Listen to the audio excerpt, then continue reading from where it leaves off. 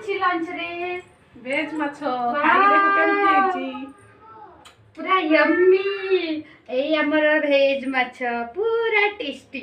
ଏଇ ଭେଜ ମାଛଟି ମୁଁ ବାଇଗଣରେ ପ୍ରସ୍ତୁତ କରିଥିଲି। ଆସନ୍ତୁ ଆପଣମାନଙ୍କୁ ଜଣାଉଛି କେମିତି କରିଥିଲି। ପ୍ରଥମେ ବାଇଗଣକୁ ଏମିତି 2 ପିସ୍ କାଟି ଦେଇଥିଲି। ତାର କିନାରାକୁ କାଟିଥିଲି। ସେ କିନାରାକୁ କାଟିକି ଫୋପାଡ଼ିବେନି, ସେ କିନାରାରେ ହିଁ ଆମର ପୁର ଦିଆହେବ ମାଛ ଭିତରେ।